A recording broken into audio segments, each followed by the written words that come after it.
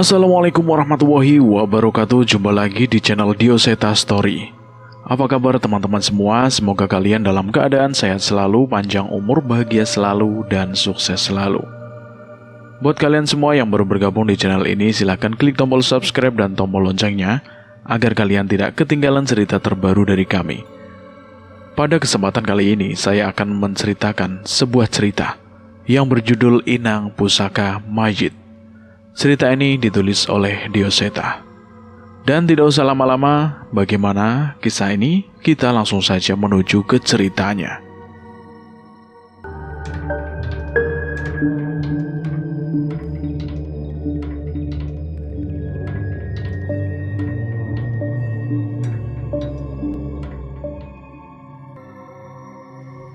Kasmoyo di rumahnya. Saluran televisi masih menyiarkan siaran berita tentang lucunya drama orang-orang di atas sana yang merasa menguasai negeri ini. Tidak muluk, secangkir kopi hitam dan sebaskom kacang rebus sudah sangat membuat keluarga itu mensyukuri malam mereka. Sayangnya mereka tidak pernah menyangka apa yang akan terjadi di sana. Dari jauh kegelapan hutan, melesat sebuah keris yang dengan teguh mengarah satu arah. Rumah keluarga Kasmoyo. Kasmoyo yang merasakan ada yang tidak beres bersiap memastikan firasatnya untuk mengecek keluar. Tapi tepat saat ia berdiri, keris yang melayang itu tepat menusuk jantungnya dengan kuat. Keris itu mementalkan tubuhnya hingga menabrak tiang kayu yang menjadi pondasi rumah. Tidak cukup sampai di situ. Keris itu tertancap di tiang itu bersama dengan tubuh Kasmoyo yang ikut tergantung dengannya. Bapak! Kasmoyo yang hampir kehilangan kesadaran terbelalak saat melihat keris yang menancap di jantungnya itu. Pergi, tinggalkan desa ini sejauh mungkin. Kasmoyo memaksa dirinya hingga memuntahkan darah dari tubuhnya. Sontak istri dan anak-anaknya menjerit histeris melihat keadaan Kasmoyo. Namun di akhir hayatnya, Kasmoyo masih terus memaksa keluarganya untuk meninggalkan desa itu. Bapak, Bu. Tangis seorang anak perempuan yang meratapi jasad ayahnya. Belum sempat mereka menentukan apa yang akan mereka lakukan. Tiba-tiba terdengar suara teriakan dari luar. Tolong! Seorang perempuan keluar dari rumahnya, diikuti dengan seorang pria yang merangkak dengan wajah mengerikan. Matanya terbelalak, menggeram seperti hewan buas dan berusaha menyakiti perempuan itu. Tidak hanya satu, teriakan mulai terdengar dari rumah-rumah lain. Puluhan warga kesurupan dan berusaha mencelakai warga desa. Dari jauh anak dan istri Kasmoyo melihat ada sosok menyerupai manusia bertubuh hitam, bermandikan darah di atap rumah warga. Jauh dari arah hutan, mereka pun melihat sekumpulan bayangan hitam yang melayang-layang, mendekat layaknya pasukan yang mendekat ke arah desa. Sontak mereka pun mengingat pesan Kasmoyo sebelum meregang nyawanya. Dek, kita pergi, Dek. Kita pergi sekarang. Mereka pun segera mengemasi barang-barang mereka sebisanya dan berlari meninggalkan desa sejauh mungkin. Mereka tidak mengerti dengan apa yang terjadi pada desa mereka. Hanya suara teriakan histeris yang mereka dengar dan suara derap langkah kaki warga desa yang sepertinya berusaha untuk menyelamatkan diri dari kejadian mengerikan itu. Inang Pusaka Majid. Malam ini tidak seperti biasanya. Pale memanggilku datang dengan buru-buru dan memintaku dan Cahyo berkumpul di pendopo belakang rumah Pak Le. Tumben Pak Le, mau ada pembagian sembako toh? Kok buru-buru banget toh? Ujar Cahyo yang baru saja sampai di pendopo. Dibanding duduk bersama kami, seperti biasa ia lebih suka nangkring di tiang pendopo dengan gaya santainya. Sembako gundul muncul. Kalau pembagian sembako, jelas kumpulnya itu di kelurahan, bukan di sini. Lah wong saya itu guyon kok, Pale. Jangan serius-serius toh, nanti sepaneng. Seperti biasa, Tingkah mereka berdua memang tidak pernah gagal membuat aku tersenyum. Sayangnya pertemuan kali ini Pak Lek sepertinya ingin menyampaikan hal yang serius. Terlihat di hadapannya terdapat sebuah benda cukup besar yang dibungkus dengan kain dengan sangat hati-hati. Entah mengapa aku merasakan ada sesuatu yang tidak biasa dari benda itu. Ada sebuah desa yang butuh bantuan. Pak Lek membuka pembicaraan ini. Sontak aku dan Cahyo mengambil posisi dan mulai memperhatikan Pak Lek dengan lebih serius. Pak Lek bercerita tentang sebuah desa yang bernama Desa Alas Kidul. Sebuah desa yang dikelilingi hutan dan berbatasan dengan pantai selatan. Beberapa hari lalu ada kejadian aneh di sana, di mana sebuah keris melayang menancap di tubuh seorang pria dan menggantungkan jasad itu bersamanya di tiang rumah tersebut. Bersamaan dengan serangan itu, tiba-tiba banyak warga desa yang kesurupan dan sosok-sosok tak kasat mata mulai bermunculan di pelosok-pelosok desa itu. Kejadian itu seolah mendampingi kedatangan keris mengerikan itu. Sekarang kondisi warga desa gimana, Pak Lek? Pak Lek menghela nafas, seolah tidak mampu membayangkan dengan apa yang terjadi di sana. Sebagian warga mengungsi di desa terdekat. Cahyo yang penasaran mendekat. Yang sebagian lagi ada yang tidak selamat dan masih ada yang tubuhnya dikuasai sama roh-roh di sana. Aku menggeleng, tidak habis pikir dengan kejadian ini. Cahyo pun terlihat geram, tangannya mengepal seolah ingin segera bertindak. Belum ada yang ke sana, Pak Lek. Polisi atau orang-orang yang mengerti soal hal seperti ini. Sudah, Jul. Lah terus? Pak Lek pun melanjutkan ceritanya. Menurut info yang ia dapat, sudah ada yang memeriksa desa Alas Kidul dan mereka menemukan hal aneh. Seorang pria yang tubuhnya tertancap keris itu telah mati, jantungnya terkoyak dan tidak bernafas. Tapi walau sudah beberapa hari, jenazah pria itu tidak juga membusuk. Saat akan memeriksa lebih lanjut, kedatangan mereka disadari oleh sosok yang mendiami desa itu. Mereka keluar dari rumah dengan membawa benda tajam yang mengejar mereka seperti kesetanan. Penghuni desa itu adalah warga desa yang kesurupan dan belum pulih hingga saat ini. Terlebih orang-orang datang juga menyaksikan bahwa tidak sedikit mayat yang membusuk di sudut-sudut desa yang belum diketahui penyebab kematiannya. Terus, apa yang harus kita lakukan, Pak Lek? Aku memastikan langkah apa yang harus kami ambil untuk menghadapi masalah ini. Tidak ada jalan lain selain ke tempat itu secara langsung, Danan. Aku berbalik menatap Cahyo. Kami tahu, raut wajah kami menyimpan beberapa keraguan. Menangani warga desa yang kerasukan, dedemit yang menguasai desa, hingga pusaka yang misterius benar-benar membuat kami harus benar-benar berhati-hati dalam memilih langkah. Prak! Terdengar suara gelas yang beradu dari arah rumah. Mia, hati-hati, nanti jatuh. Ucap seorang ibu yang ditemani seorang anak perempuan mengantarkan minuman pada kami. Pak Lek, Mas, ini kopi sama gorengan. Kata bule biar nggak kedinginan. Ucap ibu itu kepada kami. Iya Bu, matur suwun. Balas Cahyo menerima nampan berisi gelas dari anak kecil bernama Mia itu. Sementara aku menerima seteko teh panas dan sepiring gorengan. Ini Bu Mirna dan ini anaknya Mia. Merekalah yang meminta tolong ke Pak Lek. Jelas Pak Lek kepadaku dan Cahyo. Aku sedikit mengangguk kepada Bu Mirna, sementara Cahyo mengelus-elus kepala Mia dengan gemasnya. Masnya bisa nolongin Bapak Mia. Ucap Mia sembari menatap ke Cahyo. Mendengar perkataan itu, seketika Cahyo menatap padaku, dan kami pun melemparkan pandangan kepada Pak Lek. Sekali lagi Pak Lek menghela nafas. Keris itu menancap di tubuh Pak Kasmoyo. Dia adalah ayah Mia, sekaligus suami dari Bu Mirna. Sontak jantungku berdegup keras. Aku bingung harus menjawab apa terhadap seseorang anak perempuan yang ada di dekat kami ini. Tenang saja, ada Mas Cahyo. Mas Cahyo pasti bisa nolongin Mia. Ucap Cahyo tanpa ragu. Mia pun tersenyum mendengar jawaban dari Cahyo. Beneran, Mas? Cahyo mengangguk. Mia pun segera berlari memeluk ibunya dengan raut wajah yang lebih tenang.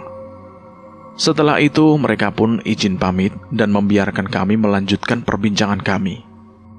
Jul, kamu yakin bisa menolong bapaknya Mia? Walau tubuhnya tidak membusuk, jantungnya sudah terkoyak dengan keris yang menembus tubuhnya itu. Aku bertanya yang bingung dengan jawaban Cahyo. Cahyo pun melepas senyumnya dan kembali cemas. Aku bilang aku pasti bisa nolongin Mia. Untuk masalah ayah Mia, semoga saja Tuhan memberi waktu kita untuk berbuat sesuatu. Cahyo benar. Apapun yang terjadi, setidaknya kami harus menyelamatkan Mia dan warga desanya dari mimpi buruk itu. Besok pagi kami berangkat balik. Ucapku sembari menoleh pada Cahyo, meminta persetujuannya. Cahyo mengangguk setuju, namun masih ada satu hal yang mengganjal di pikiranku. Pak Le, itu benda yang dibungkus kain putih itu apa ya Pak Le? Pak Le menatap benda itu dan membukanya. Oh ini toh, ini ubi cilembu. Tadi dikasih pas mampir ke balai desa. Pak Le cuma punya 2, daripada ntar pada rebutan ya. Lebih baik tidak jadi Pak Le keluarin toh. Ucapnya sembari menyodorkannya kepada kami. Sontak aku dan Cahyo pun memasang muka kecut dan meninggalkan Pak Le. Desa Alas Kidul dikelilingi dengan hutan jati yang tumbuh dengan lebat. Hampir setiap pepohonan di sini sudah berumur puluhan, bahkan ratusan tahun. Di sepanjang hutan menuju desa hampir tidak ada penerangan yang terpasang, sehingga kami harus melalui jalur itu sebelum gelap. Bermodalkan arahan dari Ibu Mirna, kami pun berhasil menyusuri hutan tersebut. Beberapa kali deru ombak laut terdengar setiap jalur kami berbatasan dengan pantai. Tapi walaupun begitu, suara ombak tidak lagi terdengar ketika kami hampir mencapai desa Alas Kidul. Jul, Panjul, berhenti dulu. Anak apa tenan? Masih gelap di sini. Shh, jangan berisik, menengose. Pateni motormu. Cahyo seperti mulai mengerti maksudku. Ia pun mulai mematikan motornya dan menyembunyikannya di balik tumbuhan yang tinggi. Kami ikut bersembunyi, tak jauh dari posisi itu. Srek, srek. Saat suara semakin hening, samar-samar kami mendengar suara sesuatu yang mendekat dari gelapnya hutan itu. Srek, srek. Suara itu semakin mendekat. Aku mulai melihat sosok manusia yang berjalan ke arah kami. Seandainya itu adalah manusia biasa atau warga desa, seharusnya aku tidak semerinding ini. Terlebih, firasatku merasakan sesuatu bahaya. Aku dan Cahyo sebisa mungkin mengatur nafas kami dengan berusaha tidak menciptakan suara sekecil apapun. Kami berharap orang itu tidak menemukan keberadaan kami sampai kami benar-benar mengetahui apa sosok yang mendekat ke arah kami itu. Saat semakin dekat, kami menyaksikan asal suara itu dengan mata kepala kami sendiri. Dari balik semak, terlihat seorang warga desa dengan pakaian yang sudah robek dan tubuh penuh dengan bekas luka. Ia berjalan terseok-seok, bersiap melewati kami. Namun bukan itu hal yang paling mengerikan. Satu tangannya menarik kaki dan setengah tubuh manusia yang terbelah hingga ke pinggang. Sementara tangan satunya menggenggam bagian tangan dari tubuh itu dan sesekali menggigitnya. Aku dan Cahyo mencoba menahan rasa mual kami. Jangan sampai makhluk itu menyadari keberadaan kami. Terlebih raut wajah menyeramkan orang itu menandakan bahwa ada sosok mengerikan yang merasuki tubuhnya. Aku melihat tangan Cahyo yang mengepal. Apa yang kami lihat sudah pasti membuat emosi siapapun yang melihatnya. Beruntung makhluk itu sepertinya tidak menyadari keberadaan kami dan melewati kami dengan perlahan sambil terus menenteng jasad bagian tubuh manusia itu. Hah, demit sialan. Kau apakan orang itu? Sontak aku kaget melihat reaksi Cahyo. Sepertinya rasa kesalnya tidak tertahankan lagi dan memilih untuk mengurusi sosok itu. Hah, Jul, Panjul. Kampret gue, Jul. Ben. Aku ra iso meneng delok demit sialan saenake dhewe ngene. Dan sialnya, makhluk itu tidak kaget dengan keberadaan kami. Sebaliknya, ia malah tertawa dengan aneh dan menolehkan kepalanya ke belakang tanpa memutar tubuhnya. Wedan, bisa patah leher orang itu, Nan. Jelas saja, makhluk itu menatap kami dengan memutar kepalanya hampir 180 derajat, sembari tertawa meledek kami. Tawanya tertahan kerongkongannya yang memutar, namun ia melepas jasad yang ia bawa dan berbalik berjalan ke arah kami. Tak mau mengambil resiko, aku pun segera membentengi diri kami dengan membaca ayat-ayat suci. Sementara Cahyo mengirimkan doa untuk mengusir sosok yang merasuki orang itu. Anak-anak ganteng, gak usah mati. Kamu ikut Kanjeng Jolo Gandru saja. Dasar demit, gak usah mimpi. Kalian yang harus segera kembali ke neraka. Teriak Cahyo kepada demit itu. Kali ini Cahyo mendekat ke sosok itu. Ada doa-doa yang dibacakan Cahyo setiap langkahnya mendekat. Kami bersiap dengan segala macam hal yang mungkin berniat menghalangi kami. Merasa mendapat perlawanan, makhluk itu melempar potongan tangan ke arah Cahyo. Cahyo pun menghindar dengan cekatan. Namun makhluk itu sudah berada tepat di hadapan Cahyo dan mencekiknya dengan bengis. Kamu tidak boleh berada di sini. Ucap makhluk itu sembari mencekik Cahyo sekuat tenaga hingga terbaring di tanah. Matanya terus mengancam Cahyo dan giginya yang penuh darah seolah bersiap menyerang Cahyo. Nan! Danan! Cahyo berusaha memanggilku. Sebenarnya Cahyo bisa membalikan serangannya dengan mudah. Namun sepertinya aku mengerti maksud dari Cahyo. Aku pun mendekat dan menahan dahi makhluk itu. Sebuah doa aku bacakan untuk mengusirnya. Sebuah amalan api yang membakar roh dengan niat jahat. Panas! Makhluk itu pun menjerit, matanya melotot seolah ingin keluar dari sarangnya. Ia melepas cekikannya dan berbalik menahan tanganku. Namun aku tidak gentar. Kuselesaikan doaku dan memastikan makhluk itu tidak dapat bertahan dari setiap ayat-ayat yang aku lafalkan. Bocah, aku akan kembali. Kalian semua tidak akan bisa selamat. Makhluk itu terengah-engah dalam tubuh itu. Tak lama kemudian asap hitam seolah keluar dari ubun-ubun orang itu dan melesat menjauh dari pandangan kami. Nan, kita kejar, Nan. Kita kejar, ayo. Gak usah, Jul. Ada yang lebih penting. Aku memastikan tidak ada roh sesat lagi yang merasuki seseorang di hadapanku ini. Ia terbaring lemas dan belum mendapatkan kesadarannya. Lehernya, Nan. Aku memeriksa bagian tubuhnya. Saat tersadar, orang ini pasti akan kesakitan dengan setiap lukanya, terutama di lehernya. Ada amalan penyembuh yang aku pelajari dari Pak Le. Dengan perlengkapan obat-obatan yang aku bawa, kami berusaha memberikan perawatan terbaik yang dapat kami lakukan saat ini. Bagaimana, Nan? Tetap harus dibawa ke rumah sakit, Jul.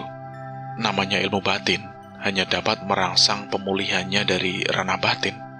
Tapi harusnya dia bisa sadar beberapa saat lagi.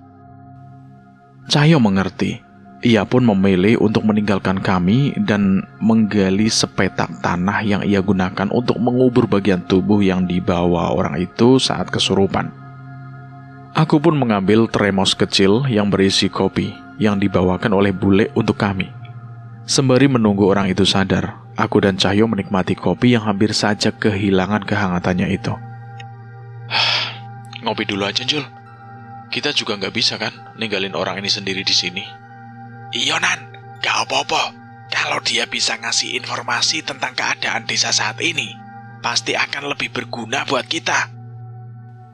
Suara gesekan dedaunan menemani kami yang berusaha menahan hawa dingin di hutan jati ini.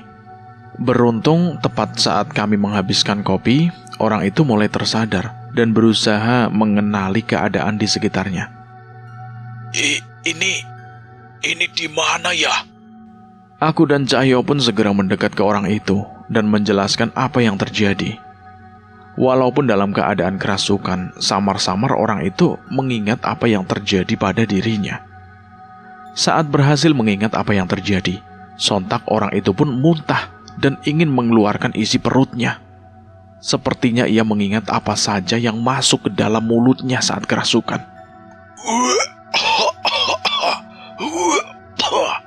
Ini Pak, minum dulu, biar nggak mual-mual. Dengan ragu Cahyo menyerahkan gelas kopinya dan menuangkan kopi untuk sedikit meredakan rasa mual orang itu.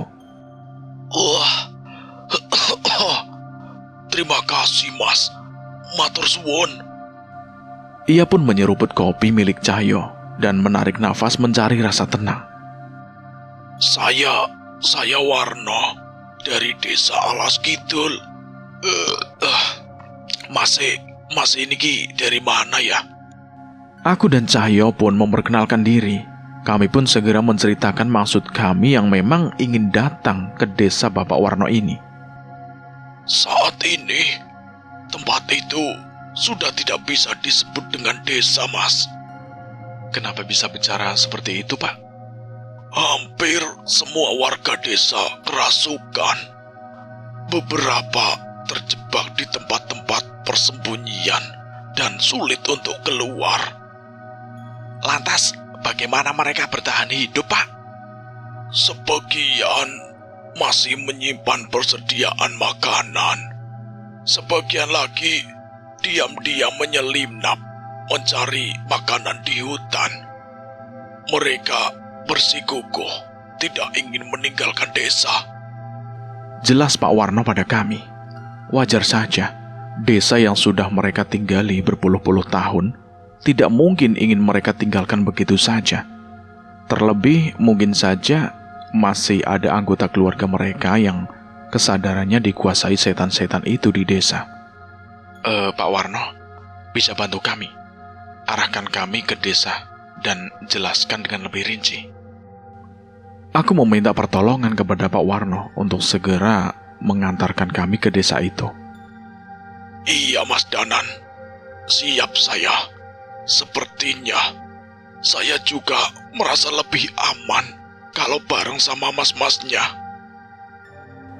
Pak Warno pun menyarankan kami meninggalkan motor Cahyo di salah satu sisi hutan yang aman. Menurutnya suara bising bisa menarik bahaya dari sosok yang menguasai desa. Kami pun berjalan di tengah gelapnya malam. Pak Warno yang sudah biasa dengan jalur ini sama sekali tidak merasa kesulitan, hanya bermodalkan senter kecil milik kami. Hampir setengah jam kami berjalan, tiba-tiba kami terhenti. Ada perasaan yang membuat aku dan Cahyo terus benar-benar waspada. Dari jauh sudah terlihat gapura desa, namun Pak Warno tidak mengajak kami melewati gapura itu. Ia mengajak kami mencari jalur yang aman untuk dilalui. Kita harus memeriksa keris itu, Nan. Pasti ada hubungannya semua setan ini dengan keris itu. Ucap Cahyo yang masih tidak berhenti mengawasi arah desa. Maksudnya keris yang membunuh Pak Kasmoyo? Iya, Pak. Bisa bantu kami ke sana, Pak? Pak Warno mengangguk. Ia seperti melihat arah ke salah satu rumah. Bisa. Tidak ada satupun dedemit yang merasuki rumah Pak Kasmoyo. Mungkin karena keberadaan keris itu. Kami pun mengikuti langkah Pak Warno mengitari desa. Gila, benar ucapan Pak Warno.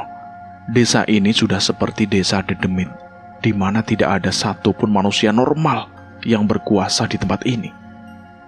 Cahyo mengawasi banaspati yang melayang-layang di langit desa. sementara orang-orang yang kesurupan berkeliaran di penjuru desa, mulai dari atap rumah, bergelantungan di atas pohon, bahkan tidak sedikit yang berdiri tanpa bergerak sedikit pun di kebun-kebun warga. Dengan petunjuk dari Pak Warno, kami pun berhasil masuk ke rumah Pak Kasmoyo melalui jendela belakang. Berarti ini rumah Mia ya? Betul, Mas Cahyo. Benar cerita Pak Le. Ada sesosok jasad yang tergantung di tiang. Sebuah keris menusuk jantungnya hingga jasad itu terus tertancap di tiang pondasi rumah. Keris ini tidak seperti keris pusaka, Nan. Memang benar kata Cahyo. Keris itu terlihat berkarat, tidak terawat dan lebih pantas disebut besi tua. Tapi dapat dipastikan, kekuatan dari keris itulah yang menyebabkan tragedi di desa ini. Aku mengarahkan senter ke tubuh Pak Kasmoyo, ayah dari Mia. Memang benar, tubuhnya tidak membusuk, sama sekali tidak ada bau bangkai dari arahnya. Tapi, Nan, hati-hati, Nan. sama sepertiku, Cahyo mencium aroma bangkai tak jauh dari tempat kami berada. Aku pun mengarahkan cahaya senter ke sudut-sudut gelap rumah ini. Sampai akhirnya cahaya senterku berhenti menyinari sebuah sosok, sebuah kepala. Kepala seorang kakek-kakek tua tergeletak di lantai bertumpu dengan lehernya. Rambutnya begitu panjang menjuntai menyapu lantai. Ia tidak bergerak sama sekali, sampai saat kami menemukannya. Sosok itu pun membuka matanya. Itu kepala. Pak Warno teriak panik. Cahyo memegang pundak Pak Warno dan memintanya mundur ke belakang kami. Waduh, apa itu, Nan? Gelundung pringis. Nggak mungkin, Tonjol. Gelundung pringis nggak mungkin bikin masalah sebesar ini. Mendengar pembicaraan kami, sosok itu pun mulai menatap kami dengan tajam. Sudah bukannya waktunya kita patuh pada manusia. Ucap sosok itu. Aku tidak mengerti maksud yang diucapkan oleh sosok itu. Namun entah mengapa, sosok keris Raga Sukma yang tersimpan di sukmaku seolah tidak tenang. Cahyo yang tidak ingin menunggu lama segera mendekat ke arah kepala itu. Namun kepala itu tiba-tiba melayang, seolah bersiap menyerang Cahyo. Tidak hanya itu, merespon hal itu tiba-tiba keris Raga Sukmaku keluar dengan sendirinya, meninggalkan tubuhku. Ia terjatuh begitu saja tanpa ku mengerti maksudnya. Ada apa, Nan? Keris Raga Sukmaku gemetar, Jul. Makhluk ini berbahaya. Tanpa kami sadari, tiba-tiba darah mengucur dari tubuh Cahyo. Ia tidak mengerti dengan apa yang terjadi dan merasa kesakitan dengan tiba-tiba. Keris Raga Sukma bergetar dengan kuat. Saat aku menggenggamnya, dengan keras keris itu menuntunku ke hadapan Cahyo dan menggerakkan tanganku. Seketika, keris Raga Sukma seperti beradu dengan sesuatu yang tidak kasat mata. Itu. Cahyo bingung. Cahyo, sepertinya ada benda yang tak kasat mata menyerangmu. Pusaka bodoh. Kita bisa menjadi tuan dari manusia-manusia rendah ini. Ucap sosok kepala yang melayang itu. Aku mulai mengerti. Sepertinya sosok kepala itu adalah wujud roh dari pusaka yang menancap di jantung Pak Kasmoyo. Pantas saja ia bisa berkomunikasi dengan keris Raga Sukma. Cahyo, cabut keris itu dari tubuh Pak Kasmoyo. Biar aku yang menahan makhluk ini. Cahyo mengerti. Ia menahan rasa sakitnya dan segera berlari menuju keris yang tertancap di jasad Pak Kasmoyo itu. Hoi, jangan berani-berani kamu. Tiba-tiba sebuah serangan tak kasat mata melukai lenganku. Aku gagal mengikuti petunjuk arah dari keris Raga Sukmaku. Dengan susah payah aku menahan serangan tak kasat mata itu, namun tetap saja selalu ada serangan yang melukaiku. Nan, keras, susah nyabutnya. Cahyo berteriak. Pak Warno mencoba membantu, namun itu sia-sia. Di sisi lain tubuhku sudah mulai dipenuhi luka dari serangan tak kasat mata itu. Tahan, Jul. Kalau makhluk ini bisa dikalahkan, harusnya kekuatan keris itu juga berkurang. Bocah sombong. Tiba-tiba kepala itu sudah berada tepat di hadapan wajahku. Samar-samar aku merasakan keberadaan tubuh tak kasat mata yang mencoba menyerangku. Di situ aku panik. Sebuah tusukan menyerang bagian perutku. Namun setidaknya, aku sempat melompat mundur sebelum benda tak kasat mata itu benar-benar menembus tubuhku. Cahyo! Cahyo! Aku memanggil Cahyo. Ada sesuatu yang ingin ku coba. Semoga saja ia mengerti maksudku. Dengan membacakan sebuah doa, aku menggunakan kemampuan keris raga sukma dan memisahkan sukma dari ragaku. Sontak suara dentuman terdengar dari ruangan itu. Bukan suara tak kasat mata, namun suara wujud roh keris raga sukma yang beradu dengan keras dengan serangan tak kasat mata itu. Dugaanku benar. Dengan wujud sukma, aku melihat sebuah badan tanpa kepala menggenggam sebuah keris yang sama persis dengan yang menancap di tubuh Pak Kasmoyo. Kelihatan, Jul. Teriakku memberi isyarat padanya. Ia pun segera menarik tubuhku mendekat ke arahnya dan kembali mencoba menarik keris itu. Derajat keris raga sukma lebih mulia dibanding dirimu. Sudah ratusan nyawa dari berbagai zaman yang diselamatkan olehnya. Ucapku sembari kembali menahan serangan makhluk itu. Berarti sudah begitu banyak darah yang mengalir di bilah keris itu. Iya kan? Balas makhluk itu padaku. Aku sedikit tertegun. Apa maksudnya mengucapkan perkataan itu? Suatu saat, pemilik darah itu akan membalas kepada kalian atau keturunan kalian melalui bilah keris itu. Apa itu benar? Apa keris raga sukma sudah bisa ternoda oleh darah sosok yang pernah dihabisi olehnya? Di tengah kebingunganku, tiba-tiba di hadapan mataku telah menghujam keris hitam itu. Beruntung dalam wujud sukma aku bisa menghindar dengan lebih mudah dan membalas serangan itu. Itu urusanku dengan keris raga sukma. Balasku yang memilih untuk melupakan masalah itu sejenak dan membalas serangan itu dengan menikam bagian dada makhluk itu. Makhluk itu kesakitan. Namun aku enggan melepaskan kerisku dari wujud yang masih terlihat samar itu. Cahyo, sekarang! Cahyo menggeram. Ia mencoba mencari keberadaan Wanasura yang bersembunyi di dalam tubuhnya dan memanggilnya. Wanasura! Seketika lengan Cahyo dipenuhi kekuatan yang di luar nalar. Ia menarik keris itu sekuat tenaga dengan bantuan tenaga Wanasura. Benar saja, saat sosok di hadapanku terluka, keris itu tidak lagi mencengkeram erat jasad Pak Kasmoyo. Dengan bantuan Wanasura, ia pun bisa menarik keris itu hingga terlepas. Cerang! Sebuah keris terjatuh di lantai. Seketika sosok yang melawanku menghilang seolah tersedot di dalam keris itu. Aku pun segera kembali ke tubuhku dan memeriksanya. Pusaka yang gila. Aku berharap masalah ini sudah selesai, namun ternyata dugaanku salah. Tepat ketika keris itu terlepas, tiba-tiba terdengar suara yang menggedor sekitar rumah ini. Suara tawa perempuan yang mengerikan, geraman makhluk buas, hingga cahaya api seolah berkali-kali melintasi rumah ini. Mas, itu apa, Mas? Pak Warno semakin panik karena dikepung oleh sebuah dedemit yang berkeliaran di sini.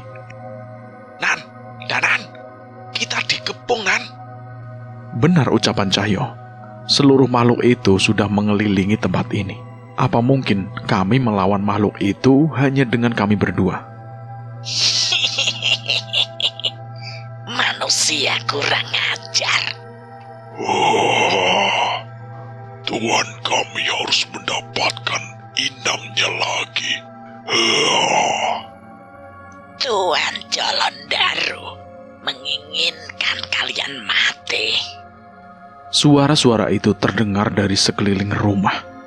Aku sudah membacakan doa untuk membangun pagar gaib, tapi sepertinya tidak lama lagi makhluk-makhluk itu akan menembus pertahanan rumah ini. Shh, kesini, kesini. Tiba-tiba terdengar suara dari salah satu kamar di belakang rumah. Wah, baru Matno. Tanya Pak Warno. Lewat sini, bawa keris itu. Ucap seseorang yang tiba-tiba muncul itu. Tidak ada pilihan, kami pun segera mengikuti orang itu menuju salah satu kamar. Ia mengecek melalui salah satu jendela yang tertutup bambu kuning yang menyuruh kami pergi melalui jendela itu. Ayo, ikut saya. Dengan menyembunyikan keberadaan kami pun berjalan dengan hati-hati, meninggalkan desa seperti arah yang ditunjukkan oleh orang itu. Kita mau kemana, Mbah? Ke tempat yang lain berada. Maksudnya ke tempat Omah Tua, Mbah. Balas Pak Warno. Mbah Rumatno mengangguk. Pak Warno pun menjelaskan bahwa itu adalah rumah yang digunakan warga desa yang selamat untuk bersembunyi. Tidak beberapa lama, kami pun tiba di tempat itu, sebuah rumah tua yang sepertinya sudah hancur sebelumnya. Terlihat beberapa reparasi seadanya untuk ditinggali warga yang berada di sana. Mbah Rumatno berjalan terlebih dahulu menemui warga. Ini orang-orang yang bisa mencabut keris itu, ucap Mbah Rumatno. Seketika seluruh orang di desa menatap kami. Mereka seolah sedikit lega saat menemui kami. Berarti keris itu sudah bisa diruat, ucap salah satu warga yang ada di situ. Kalian bawa keris itu ke dalam rumah. Ini satu-satunya kesempatan, ucap Mbah Rumatno lagi. Kami tidak mengerti apa yang akan dilakukan oleh mereka. Namun saat ini aku memilih untuk mempercayai mereka selama mereka berjanji akan menceritakan rencana mereka. Itu adalah keris terkutuk. Tidak bisa dimiliki oleh manusia manapun. Yang menjadi inangnya harus sosok yang sudah mati, ucap salah seorang warga yang mengaku bernama Pak Girman. Sebelumnya mereka tidak tahu menahu tentang keris itu. Namun Mbah Rumatno pernah mendengar cerita dari leluhurnya tentang hal ini. Di situ warga mendapat harapan untuk bertahan dan mendapatkan kembali desanya. Ada 7 kendi yang disusun dengan rapi di ruangan itu. Dupa dan sesaji juga sudah dipersiapkan di sana. Kendi itu berisi air dari 7 mata air yang berbeda. Namun, pengetahuan yang diketahui Mbah Suratmo, ia harus menahan niat jahat sosok keris itu dengan air itu. Jelas Pak Girman. Air adalah lambang kemurnian yang diberikan Yang Maha Pencipta. Jelas Mbah Rumatno pada kami. Ada beberapa doa-doa yang dibacakan olehnya. Aku tahu itu bukan mantra ilmu hitam. Namun aku masih belum yakin apakah itu akan berhasil. Pak. Terdengar suara seorang perempuan meminta izin untuk menyela kami. Enje, pripun? Di luar, Pak. Di luar. Jawab perempuan itu dengan raut wajah yang takut. Kami pun segera keluar mencari tahu apa yang dimaksud perempuan itu. Dan hal yang aku takutkan benar-benar terjadi. Mas, setan-setan itu menyerang ke sini, Mas, ucap warga yang mulai ketakutan itu. Aku menatap Cahyo. Ia pun segera menangkap maksudku. Pak Girman, Pak Warno, minta semua warga masuk. Pastikan Mbah Suratmo menyelesaikan ritualnya. Tapi mas-masnya gimana? Sudah Pak Girman, kita percayakan saja pada mereka, balas Pak Warno yang sempat melihat kami mengalahkan sosok penghuni keris tadi. Di belakang kami terdapat sebuah rumah tua yang tak sulit untuk dihancurkan. Namun tak jauh dari hadapan kami, terlihat cahaya bola api yang melayang-layang mendekat ke arah kami. Suara auman binatang buas dan tawa makhluk tanpa wujud pun seolah sudah siap menyerang kami. Aku dan Cahyo membacakan doa dan ayat-ayat suci guna melindungi tempat ini dari niat jahat makhluk-makhluk itu. Beberapa dari mereka gentar, namun beberapa makhluk masih berusaha menyerang kami. Kami tetap di sini, Nan. Ucap Cahyo yang segera melesat dengan kekuatan Wanasura menyelimuti tubuhnya. Sosok makhluk berwujud kelelawar raksasa mencoba menyerang Cahyo. Namun sebuah pukulan berhasil membuatnya terpental dan berhati-hati untuk mendekatinya lagi. Aku tengah bersiap menggenggam keris Raga Sukma untuk menghadapi siapapun yang mendekat. Namun sesuai dengan rencana Cahyo, aku tetap fokus untuk melindungi rumah ini. Setengah malam kami telah lewati, berbagai sosok masih belum berhenti meneror tempat ini. Kadang sosok ular ataupun demit yang menyamar sebagai hewan lolos dari pandangan Cahyo. Namun aku segera menghabisinya sebelum mereka mendekat. Kami pikir ini semua sudah cukup hingga Mbah Rumatno bisa memurnikan keris itu, tapi ternyata kami salah. Tiba-tiba muncul segerombolan warga desa mendekat ke arah kami. Mereka adalah warga desa yang masih kesurupan. Di tangan mereka tergenggam benda seperti parang, pisau, dan benda yang mungkin saja bisa membunuh kami. Waduh, Nan, Danan, piye kita? Ucap Cahyo dengan bingung. Aku pun bersiap menerima kemungkinan terburuk. Tidak mungkin kami menyerang mereka. Setidaknya kami harus menahan warga yang kerasukan itu dan membuatnya tidak sadar sembari melawan setan-setan ini. Musuh Kanjeng Jolondaru harus mati. Cahyo pun kembali ke sampingku dan bersiap menerima serangan mereka. Namun sebelum sempat mereka mendekat, tiba-tiba rumah di belakang kami terbuka. Tahan mereka. Ambil senjatanya. Teriak Pak Girman yang memerintahkan orang-orang di dalam rumah. Mas, biar kami menahan mereka yang kesurupan. Sepertinya Mbah Rumatno sudah selesai dengan ritualnya. Ucap Pak Girman pada kami. Aku cukup ragu. Walau warga yang sadar masih banyak, tapi aku tidak yakin mereka bisa melawan makhluk itu. Pergi, Nan. Biar aku yang membantu warga desa. Benar juga, bila Cahyo bisa menahan demit-demit itu, mungkin saja warga bisa menahan orang-orang yang kerasukan. Aku pun segera melesat menuju rumah dan melihat Mbah Rumatno sedang menyeka keringatnya. Mbah, benar ritualnya sudah selesai. Aku bertanya pada Mbah Rumatno. Dengan tertatih, Mbah Rumatno membawa keris itu padaku. Aku masih merasakan kekuatan aneh di sana. Namun ia seperti tersegel oleh sesuatu. Keris pusaka Jolondaru. Ia memiliki kesadarannya sendiri. Kekuatannya terlalu besar untuk dihilangkan. Saat ini hanya satu hal yang bisa kita lakukan. Maksudnya, keris ini belum bisa diputihkan, Mbah. Mbah Rumatno mengangguk. Aku pun membaca aliran energi keris itu. Bahkan dengan ilmu yang aku kuasai, aku pun tidak bisa melakukannya.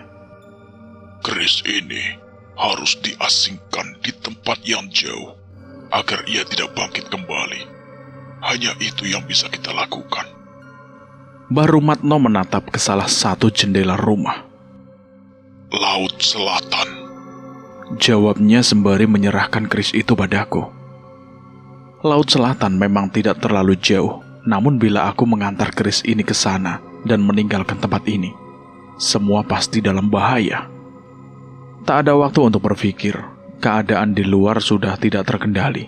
Orang-orang yang kesurupan semakin beringas dan bahkan melukai banyak warga. Cahyo, keris ini harus diantar ke Laut Selatan. Aku nggak bisa nahan mereka semua sendirian, Nan. Balas Cahyo padaku. Sembari mencabut kerisku, aku menghalau sosok hantu berwujud macan hitam yang tengah merepotkan Cahyo. Berarti kita harus bertahan di sini, Jul, hingga matahari terbit. Iya, Nan. Mungkin ini cara terbaik. Kami harus memastikan warga tidak ada yang celaka. Hingga sebagian makhluk itu terusir oleh cahaya matahari. Atau apa, Jul? Coba berikan keris itu. Aku pun memberikan keris itu pada Cahyo. Ia memperhatikannya sejenak dan menggenggamnya dengan erat. Di mana toh arah selatan? Tanya Cahyo. Itu Jul, ke situ arah selatan. Balasku sambil menunjuk ke arah di mana Mbah Rumatno itu menatapnya tadi. Cahyo mengumpulkan seluruh tenaganya dan memanggil sosok yang terdiam di tubuhnya itu. Wanasura! Sontak, suara ruangan menggema ke seluruh hutan di malam itu. Jul, jangan-jangan. Cahyo tersenyum, seolah begitu semangat mencoba rencananya. Kejar dengan sukmamu, Nan! Teriak Cahyo. Bersamaan dengan itu, ia melemparkan keris itu dengan seluruh tenaga Wanasura hingga melintasi langit. Yang terlihat saat itu seperti sebuah bintang jatuh yang melintasi langit Jawa. Wasem, bajingan kowe Jul.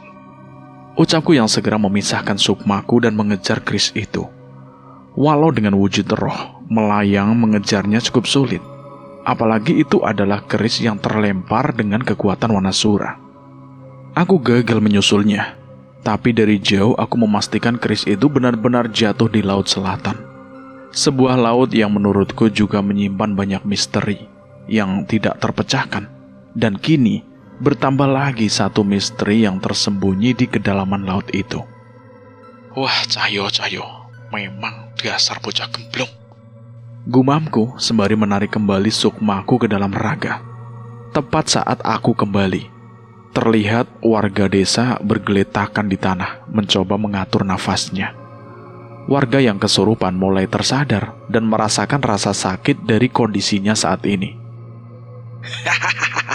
Gimana? Berhasil, Tonan? Wah, kamu ini, Jul. Lain kali bilang-bilang dulu dong. Kalau aku salah ngasih arah, kacau deh dunia persilatan. Cahyo pun tertawa mendengar jawabanku. Di satu sisi, makhluk-makhluk yang menyerang kami tiba-tiba menjauh. Mereka seperti linglung kehilangan tuannya.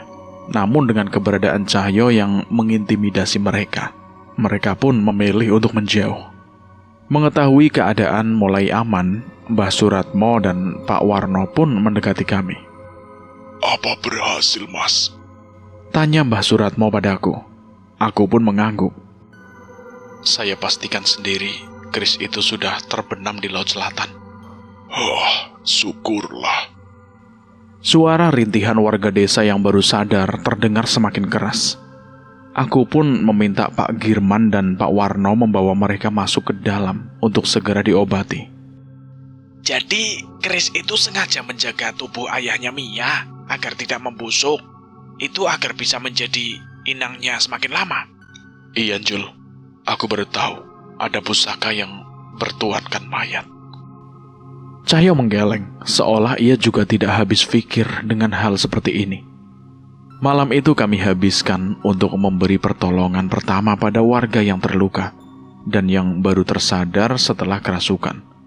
Paginya kami menyisir desa Alas Kidul, memastikan tidak ada lagi hal-hal buruk yang tersisa di sana.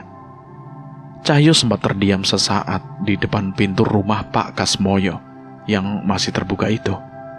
Ia menatap jasad ayah Mia yang memang tidak dapat diselamatkan lagi. Mia anak yang hebat. Dia pasti bisa melalui ini. Ucapku sembari menepuk bahu Cahyo. Cahyo mengangguk. Sepertinya ia memang tidak puas. Namun kami sadar, kami tidak dapat mengubah kehendak Tuhan. Yang dapat kami lakukan setelah ini hanya memastikan Mia dan seluruh warga desanya bisa kembali hidup dengan damai di desanya. Begitu banyak misteri yang terdapat di tanah Jawa ini. Kadang berwujud pusaka, makhluk aneh, sebuah ilmu atau apapun itu. Tapi kita tidak pernah tahu kapan misteri itu akan muncul dan terkuak. Dan juga tidak tahu apa yang akan dibawa oleh misteri itu. Apakah berkah atau bencana seperti yang dialami oleh desa Alas Kidul. Keris Pusaka Jolo Gandru. Sebuah pusaka yang bahkan dapat membawa petaka dan menghabisi puluhan nyawa hanya dengan keberadaannya. Semoga saja ia tidak akan pernah terbangun lagi dari tidurnya. Cerita ini tamat selesai sampai di sini. Bagaimana menurut kalian semua tentang cerita ini? Silahkan tulis di kolom komentar. Dan terima kasih juga buat teman-teman yang baru bergabung di channel ini. Silahkan klik tombol subscribe dan tombol loncengnya, agar kalian tidak ketinggalan cerita terbaru dari kami. Terima kasih buat teman-teman semua yang sudah mendengarkan cerita ini sampai habis. Semoga kalian dalam keadaan sehat selalu, panjang umur, bahagia selalu, dan sukses selalu. Saya mohon maaf jika ada kesalahan kata. Saya pamit undur diri. Wassalamualaikum warahmatullahi wabarakatuh.